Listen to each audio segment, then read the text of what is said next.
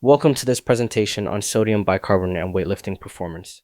We will explore whether baking soda can actually help you lift more weight or withstand tough training sessions better.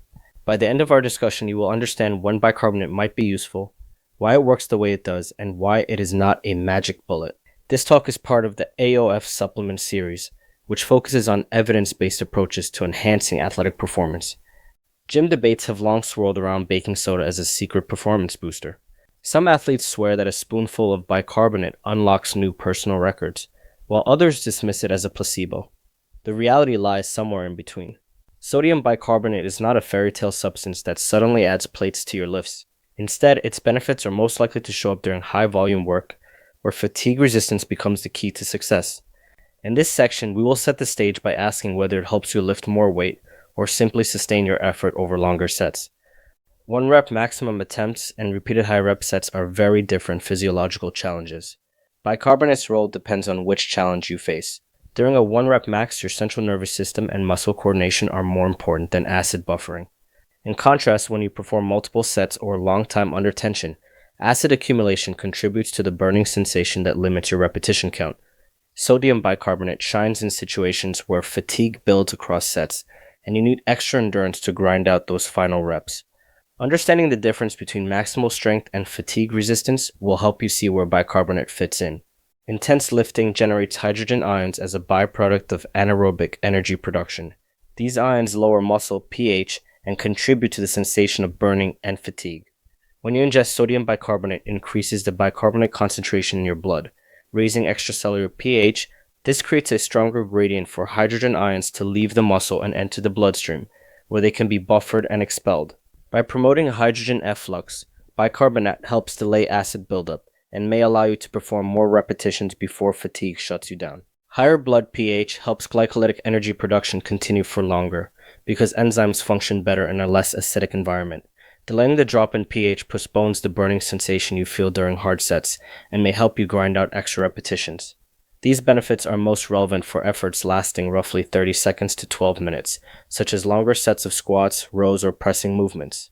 Buffering does not eliminate fatigue, but it can slightly extend your capacity to sustain high-intensity work when acid buildup is the limiter.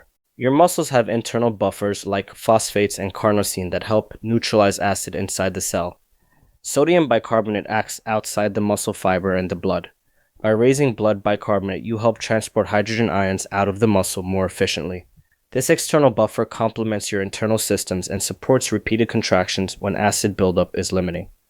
The distinction between extracellular and intracellular buffering explains why oral bicarbonate can influence muscular endurance in certain scenarios. Maximal lifts are over in a matter of seconds, leaving little time for hydrogen ions to accumulate.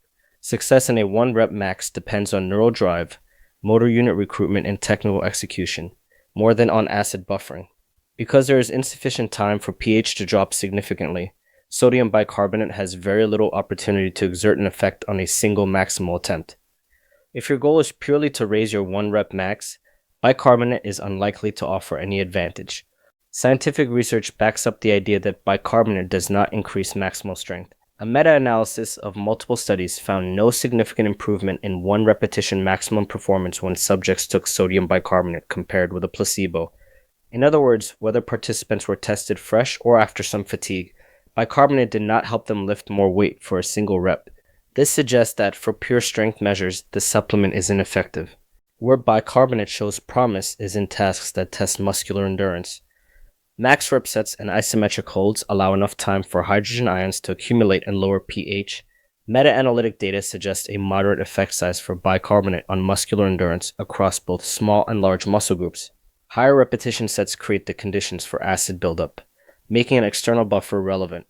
As a result, you might see improvements in the number of reps you can complete or in the time you can hold a static contraction when using bicarbonate appropriately. The benefits of bicarbonate appear to grow as fatigue accumulates over multiple sets. In one study, participants completed 13 sets of lower body exercises. Those who took sodium bicarbonate increased their total repetitions from about 157 plus or minus 15 to about 164 plus or minus 15, a gain of roughly 4.5%. The biggest differences emerged in the later sets when acidity had built up. These results illustrate that bicarbonate's advantages are cumulative and manifest when your muscles are under continuous strain. Another trial used the squat protocol with 3 sets. In the first set, both the bicarbonate and placebo groups completed 12 repetitions. In the second set, those taking bicarbonate managed around 11 reps, while the placebo group dropped to 7. In the third set, the bicarbonate group completed 9 reps compared with 6 in the placebo group. These findings show that bicarbonate does not make you stronger for the first set, but can help maintain repetitions in subsequent sets as fatigue and acidosis build. Not all exercises respond equally to bicarbonate supplementation. In a study examining a chest and arm workout designed around 15 repetition maximum loads, researchers observed no difference in total session volume between bicarbonate and placebo conditions. The only exception was a slight increase in repetitions during the chest fly exercise. This suggests the effect of bicarbonate may depend on the type of movement and the amount of muscle mass involved. Compound lifts that recruit large muscle groups may benefit more than small, single joint movements. A crossover trial compared performance in back squats and bench presses after ingesting 0.3 grams of sodium bicarbonate per kilogram of body mass, about 60 minutes before exercise. Blood pH and bicarbonate levels were higher after ingestion, but the performance benefits were exercise-specific. Participants performed more repetitions in the back squat with bicarbonate, but saw no improvement in the bench press. This outcome highlights that the effect of bicarbonate depends on the movement pattern, muscles involved, and possibly the degree of acid buildup during that exercise. Looking across the body of research, a clear pattern emerges. Sodium bicarbonate reliably enhances muscular endurance when tasks last more than about 1 minute and involve multiple sets or high repetition protocols. It does not increase maximal strength. The effect sizes for 1 rep max tests are trivial and practically negligible. Benefits are most likely to appear in later sets or high rep protocols when acid buildup becomes a limiting factor. These conclusions should guide your expectations and usage. To use bicarbonate effectively, you must get the dose and timing right.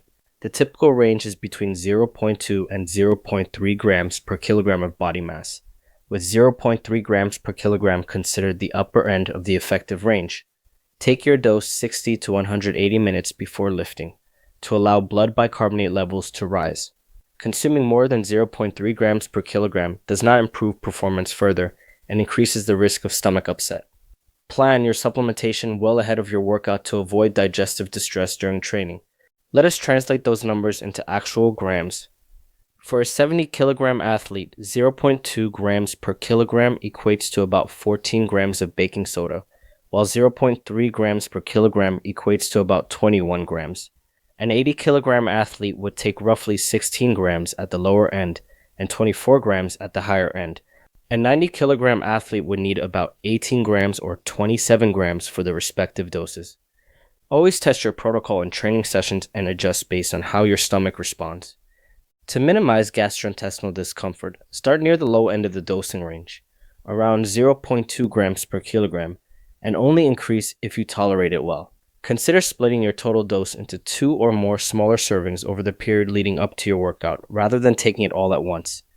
Capsules or enteric-coated forms can help by delaying release until the intestine, and consuming bicarbonate with a carbohydrate-rich meal may further ease stomach discomfort. Always test your dosing and timing strategies during training, and never experiment on a day when you hope to set a new personal record. Gastrointestinal distress is the main downside of sodium bicarbonate. Common symptoms include nausea, bloating, diarrhea, stomach cramps, and general abdominal discomfort. The severity and likelihood of these issues increase at doses above 0.3 grams per kilogram or when timing is poorly managed. If you experience side effects, reduce the dose, split the intake into smaller portions, or reconsider whether this supplement is worth the trouble. Listening to your body is essential. Certain individuals need to exercise caution with sodium bicarbonate. Those with high blood pressure, kidney disease, heart disease, or on sodium-restricted diets should consult a healthcare professional before trying it. Baking soda increases total sodium intake and may cause water retention, which can be problematic for athletes in weight classes. You should never test bicarbonate protocols for the first time on competition day. Always trial it during regular training to ensure safety and effectiveness.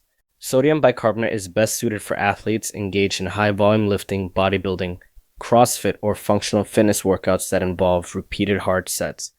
These scenarios create enough acid buildup for buffering to make a difference. On the other hand, powerlifters testing a single maximal lift or Olympic weightlifters performing single attempts are unlikely to benefit. Low-volume strength sessions do not produce enough acidosis to warrant supplementation.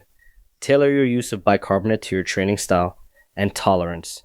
After reviewing the evidence, it is clear that sodium bicarbonate is not a miracle supplement for maximal strength. It will not suddenly add plates to your 1-rep maximum. However, it can help you squeeze out a few more repetitions when fatigue accumulates across sets. The effect size is modest but could matter for athletes who compete or train in contexts where every extra rep counts, such as high-volume sessions or competitions with repeated efforts. Think of it as a specialized tool rather than an all-purpose strength enhancer. Use bicarbonate to resist fatigue, not to shatter your next personal record. Personalize your dose and timing. Start with a low dose. Split servings and test in training to find your ideal protocol. Be honest about your gastrointestinal tolerance, since the best dose is the one you can actually handle without side effects. By approaching supplementation thoughtfully, you can maximize benefits while minimizing discomfort. There are many misconceptions about baking soda and strength training. A common myth is that a spoonful of baking soda instantly adds plates to your deadlift. In reality, bicarbonate only helps when acid buildup limits performance and you are doing high repetition or multiple set work. Another myth is that taking more will always produce better results. In truth, higher doses just cause more stomach problems without any added benefit. Understanding these facts will help you make an informed decision about whether and how to incorporate sodium bicarbonate into your training routine.